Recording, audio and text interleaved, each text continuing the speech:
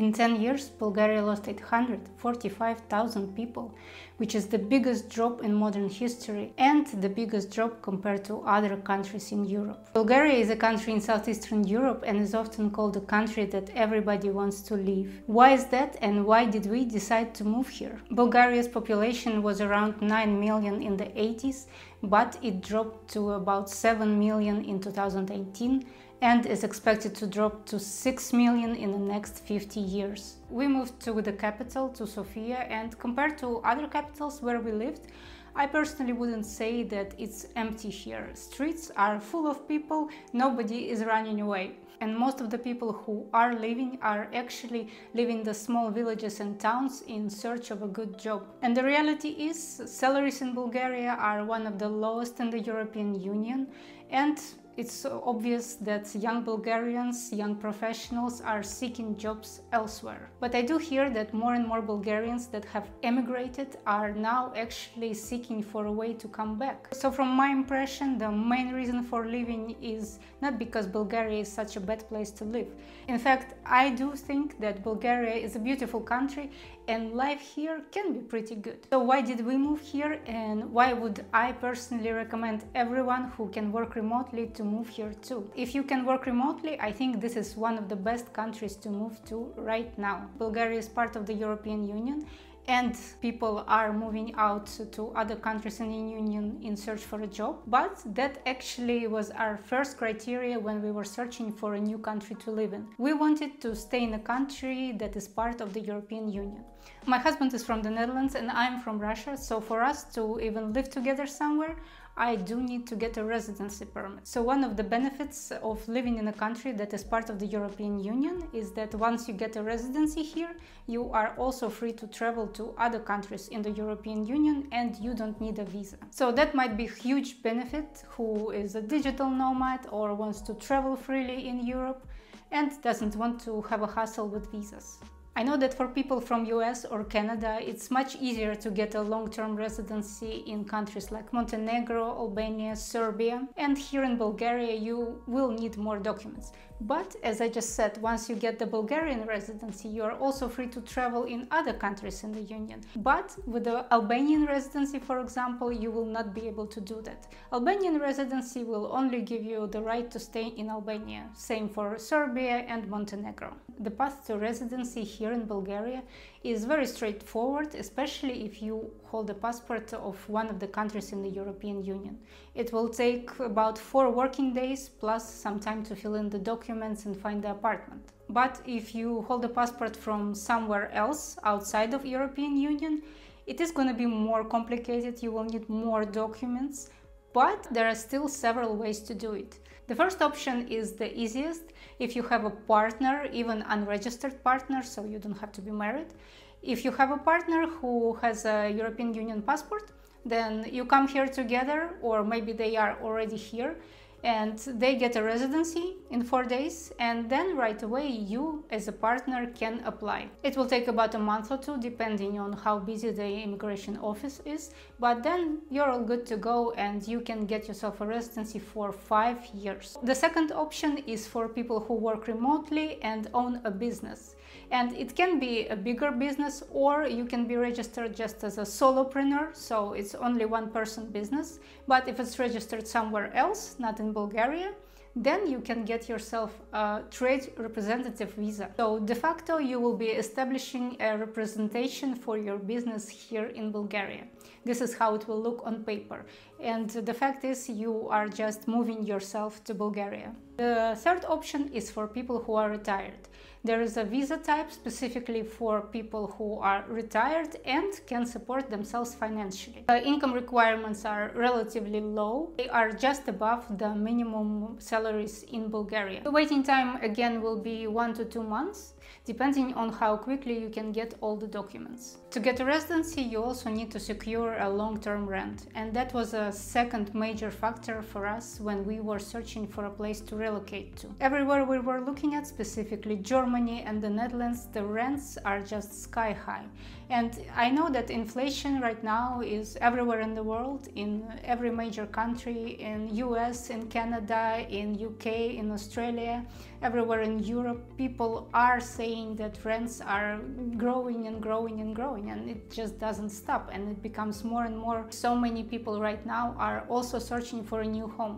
And what we found in Sofia is that here there is much more availability, and the prices are still relatively affordable. Of course, from what I heard from friends who've been living here for years already, they do say that inflation here is also quite high, and the rents are about 50% higher than they were a couple years back. But for example, in the capital, in Sofia, you can find a one-bedroom apartment in relatively good condition, close to the city center, for around 450 euro, and a two-bedroom somewhere from 600 to 800 depending on the condition. And before coming here, I was already looking into that. I searched online and I saw many different options, and of course you can go as high as 1,000 to 1,500 euros for a one or two bedroom apartment. It will be in one of the newly built apartments in a new neighborhood. But what we found here in Sofia is that yes, there are many older buildings from the 80s or the 90s, and they basically are looking like Soviet blocks. But apartments themselves, they are renovated and are in good condition. Of course, not all of them will be in great condition, and you do have to go yourself and check out by yourself. Don't just trust the pictures that you see online. But we were pleasantly surprised when we saw the apartments. I mean, they are not perfect, but they are much better than expected. So of course, if your budget is tight and you want to go 400 or below, then you would have to sacrifice something, either the furnishings or the location or the size of the apartment. But it is nowhere near how it is, for example, in the Netherlands or Germany right now. There, for similar apartments that close to the city center, you would pay 3-4 times this price. As to dealing with agents and landlords, most of the apartments are offered by agents, and they do ask for a commission. I know it can be 50 to 100% of 1 month's rent, and of course there is a deposit of 1 or 2 months. But the good part is that apartments come mostly furnished, so there is a big choice of already furnished apartments. You don't have to buy anything here apart from pots and pans and maybe pillows and bedding. So basically you can move in right away. It's almost like Airbnb. And these prices that I told you about, they are in capital city in Sofia. So if you want to live in a smaller town like Bansko or Plovdiv or Varna, there the prices will be much lower. So I would say that for any budget you can definitely find a good apartment here in Bulgaria. So apartments in Bulgaria are affordable compared to Western Europe.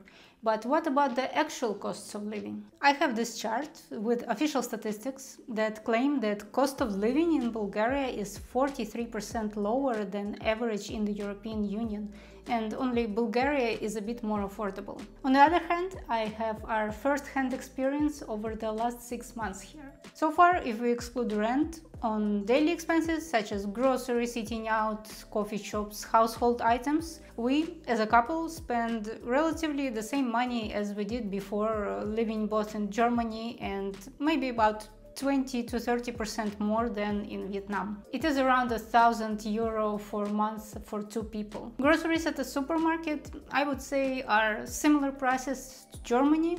So overall, not that cheap. Although, of course, if you go to a local market or to a small local shop, you can find more affordable options. Eating out is about 15 to maybe 25 euro a person, depending on where you go, of course. Coffee is about 2 to 3 euro. Medicine out of pocket is, of course, not as cheap as in Asia, but definitely more affordable than Western Europe. More so, I know in many countries in Europe, you cannot directly go to a doctor that you need, I don't know, a neurologist, a gastroenterologist. No, you first have to go to your family doctor and then hope that he will refer you to a specialist. And also, you would have to wait for that referral for the appointment a very long time sometimes. Basically, if you're not in an emergency condition, you can wait for months. Here in Bulgaria, we did not have that problem. We could do all the checks that we wanted. There is a website where you can just set up an appointment with the doctor that you want, any kind of specialist. Some of them might not be available for a couple of weeks. But for example, if you feel some sort of pain that is not bad enough for an emergency, but bad enough that you want to see the doctor tomorrow, you can definitely find someone at any time. As to an insurance, there is a mandatory insurance that you need to buy to get your residency, and that one works only for emergencies or urgent cases, and that costed only around €100 for a whole year. But if you want to be covered for chronic illnesses or for something that is not urgent, then you will either be paying social contributions or you would have to pay out of pocket. So if you want a more detailed breakdown, like actual medical costs, car rentals, accommodations, please subscribe to the channel and let me know in the comments, so I will make a new videos specifically about that. Another important thing about a country to move to, for us specifically, was the weather. And Bulgaria is a relatively big country, so the climate here within a year can be different depending on where you stay. You can stay, of course, on the Black Sea coast, or you can stay in Sofia. And Sofia, the capital of Bulgaria, has a continental climate characterized by 4 distinct seasons: hot summer, cold winter, and mild spring and autumn. When we came here in the summer, it was very hot and dry, around 30 degrees every single day, and it was quite a contrast for us. We spent several months living in Germany before that. After the summer ended, all the way through September and October, the weather stayed pleasant. It was mostly sunny, and we were wearing just light jackets and were able to go for long walks during the day. There were some days that were rainy, but again, most of the days were still sunny, and that is the main difference for us with countries like Germany and the Netherlands, because there, starting October, it's basically raining every day, there is no sunshine, it becomes basically doom and gloom. So even though winter here, it is getting colder and it is getting snowy, there are still some sunny days, and that's the main factor basically for us. I can go on and on and on about how sunshine makes you feel different, it lightens up your mood, it helps you with seasonal depression, so it makes it much easier to go through the cold winter days. Sofia is located at about 550 meters above sea level, so the climate is also influenced by the proximity of the Metosha mountain, which can bring cooler air in the summer and heavier snowfall in the winter. And in the summer we also visited other cities like Plovdiv and Varna. They are also popular with expats. But I must confess, I heard so many good things about Plovdiv, but we couldn't really enjoy it because the days, it was like the desert. It was so hot and dry, it was almost impossible to stay outside for longer than 5 to 10 minutes. So when we came back to Sofia after that trip, we did notice that the capital is much cooler, and it is of course because of the elevation and the closeness of the mountains. So that trip in the summer, it solidified our decision to stay in Sofia. Another reason why we liked Sofia so much is the abundance of green spaces. Especially in the city center, everywhere you go there will be some smaller park, and just step outside of the main center and there are several big parks. And the parks themselves, they are really well maintained, and it is very pleasant to walk there either in the evenings or during the weekends. Many people are walking their dogs there, and difference from Germany, I would say that the dogs in Germany are mostly on a leash. I assume that's the law. I don't know for sure. If you're German, please tell me. And here in Sofia, most of the dogs are off the leash, so maybe if you have a fear of dogs, for example, it won't be very comfortable for you. For us, it's never been a problem. So far, the dogs are friendly. There are, of course, strays, but there are not as many strays as, for example, in Turkey or in Georgia. And it's so easy here in Sofia to escape the concrete jungle.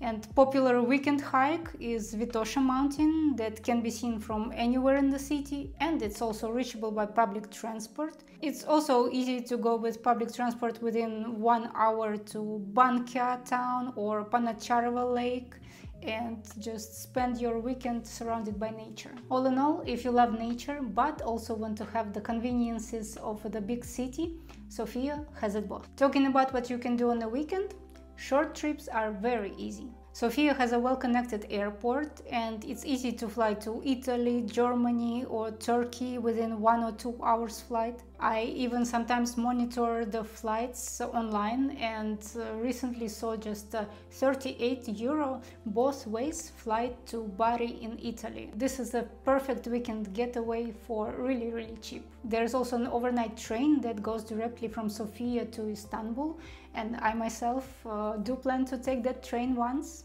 And Bulgaria itself is a very beautiful country to explore. There are mountains in Bansko, beach in Varna and Burgas, and many smaller towns in between. There is historic cities like Plovdiv and Veliko Tarnovo with beautiful old towns, and every location is reachable within 1 to 4 hours by car from Sofia. Another thing that makes it a bit more complicated to assimilate into local mentality is the language, of course, and the script is not Latin, it is Cyrillic. But I would say that if you come from a country with Latin script, it will not be very hard for you to learn the Cyrillic. If I compare it to some other countries popular with expats, like Thailand or Georgia, for example, there the script is much more complicated. So I understand it might seem intimidating at first, but trust me, learning it is very easy. Actually, the Cyrillic script itself, it was developed by Kirill and Methody, and they themselves were Bulgarian. The Cyrillic alphabet is used in many Slavic countries by now. It originally came from Bulgarians. So what about the expat community here in Bulgaria? And by now we spent here 6 months, and if I'm honest, during those months we were a bit lazy with making new connections. Most of the time went to settling in to the new apartment, new routine, visiting the doctors, figuring everything out, how it works here in Bulgaria. But I joined expat groups on Facebook, and they are quite lively, quite active. And I do regularly see advertisement for new bars popping up and expat meetups. Many digital nomads actually go to Bansko in Bulgaria because of low cost of living there.